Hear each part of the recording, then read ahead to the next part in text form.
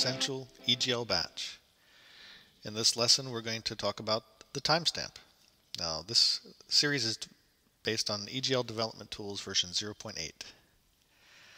So first let's take a look at the finished source code. And this is lesson 5. So the program is very similar to the programs we've already written, but this time it uses the timestamp lib. And here is the timestamp lib. There's a couple of things in the timestamp lib that we're going to work with. So that's basically the source code. Now let's get going. We'll copy the source code into the clipboard, and then we'll go to our EGL program project and create a new package and paste in the source code.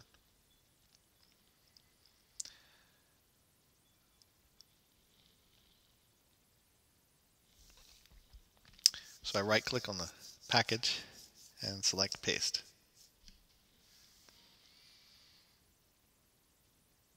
Okay, so what do we have? Well, let's take a look at the program. We've seen this before. The only thing that's different between this and lesson 4 is that we're using the timestamp lib instead of the date lib. So let's look into the code. So we have a function called demo, just like in the date lib, and then we have it calling a function called it's about time, because this lesson is all about time.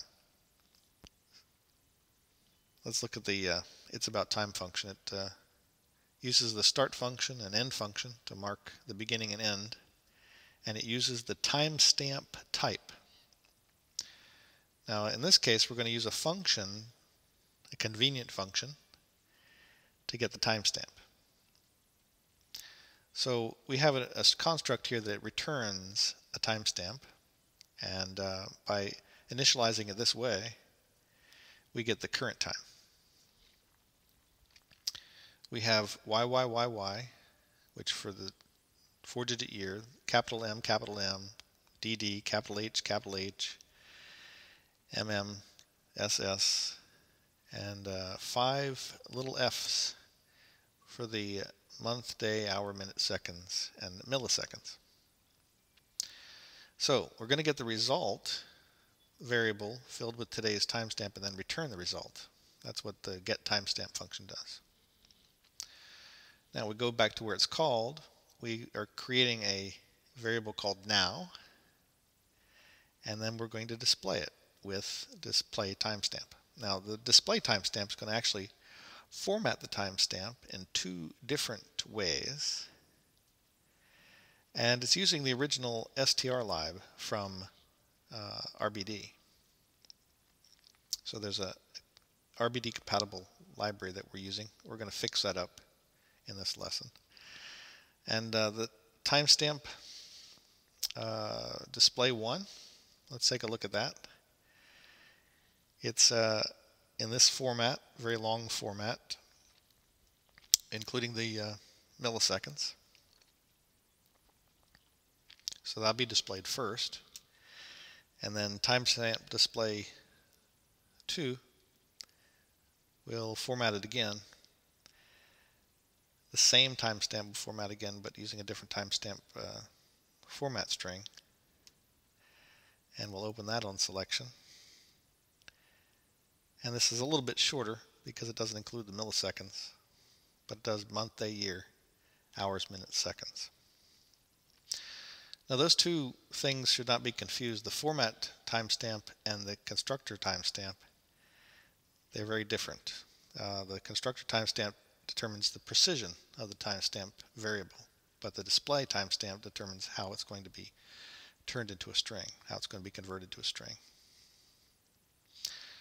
And that's just about it. We're using the same batch library from lesson 3.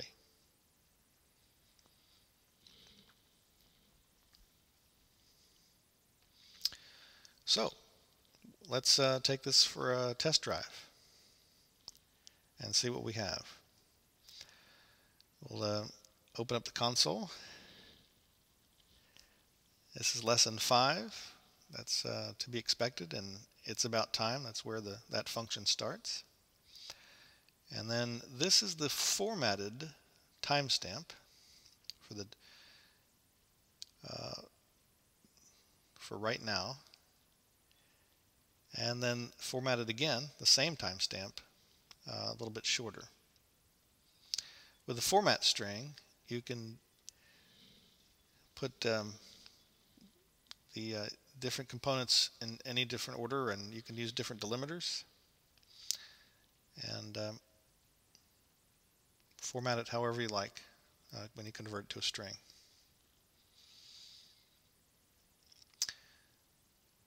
Now you notice that we have the RBD compatible version of this, which actually has the name of the function. The name of the function actually contains the type that's being formatted. But with EGL development tools, the format function is overloaded, or in other words, it takes different types, and it's the same name over and over again, even though it formats different types. So we just converted the RBD strlib to stringlib. And there's one other thing here. To organize imports means that the EGL tools will determine what imports are needed. And since we've eliminated the dependency on strlib, organize imports actually has gotten rid of the import of strlib.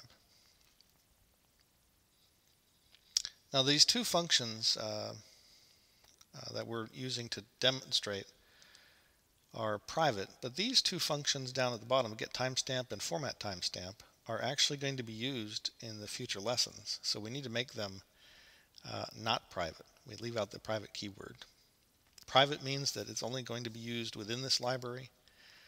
Without the private keyword, it can be used by other libraries and other programs. Now that we've converted it to the EDT way of doing things, let's take it for another test drive. We get the same results. This has been another episode of Essential EGL Batch. Thanks for watching.